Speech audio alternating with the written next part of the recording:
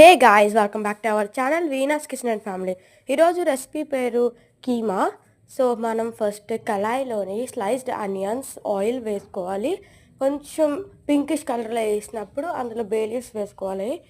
ఇంకా ఇది కొంచెం బ్రౌన్ కలర్లో అవ్వాలంటే బ్రౌన్ క్రిస్పీ కలర్స్లో వస్తే అప్పుడు మనం ఇందులోని కొంచెం 2-3 గ్రీన్ చిల్లీస్ వేసుకుంటాం. గ్రీన్ చిల్లీస్ వేసుకున్న తర్వాత కొంచెం ఎక్కువగా జింజర్ గార్లిక్ పేస్ట్ వేసుకుంటున్నాము. ఎందుకంటే జింజర్ గార్లిక్ పేస్ట్ ఎక్కువ వేసుకుంటే ఘాటుగా ఉంటుంది. సో దీనికి రసం అవసరం లేదు అన్నంతో తిన్నప్పుడు. ఇక్కడ మనం కీమా యాడ్ చేసుకున్నాం. యాడ్ చేసిన తర్వాత కొంచెం సాల్ట్ వేసి కొంచెం దాన్ని సాట్ చేసుకోవాలి. ఇక్కడైతే మనం ఒక మసాలా ట్రై చేస్తున్నాం అనమాట. ఇక్కడ మనం క్లోవ్స్, దాల్చిన చెక్క, ఇలాచీ తీసుకోవాలి. దాన్ని బాగా మ్యాష్ చేసి పౌడర్లా చేసుకోవాలి. పౌడర్లా కూడా కాదు, జస్ట్ మ్యాష్డ్. ఇందులోని మనం కొంచెం వాటర్ వేసి కలిపేసుకోవాలి. ఎందుకంటే వాటర్ కూడా కొంచెం మసాలా అంటే దాన్ని బట్టి మనం కర్రీ కూడా డ్రైగా అనేది వస్తుంది. ఇక్కడ మనము coriander powder, jeera powder, turmeric, red chilli powder, ఇంకా పెప్పర్ పౌడర్ అనేది వేసుకున్నాం. ఓన్లీ 5 మసాలాస్.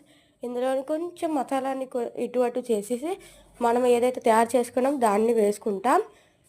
ఇప్పుడు మనం బాగా కలుపుకోవాలి. మనం ఎక్కువ వాటర్ అనేది ఉంచకూడదు ఇందులోని.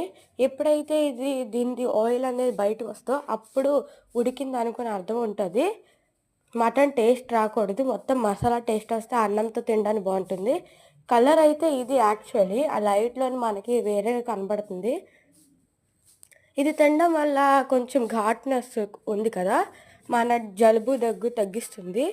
సో ఇందులో కొంచెం ఇంకా మసాలా కారం యాడ్ చేసుకుంటున్నాము, కొంచెం ఘాటునెస్ రావాలనుకొని.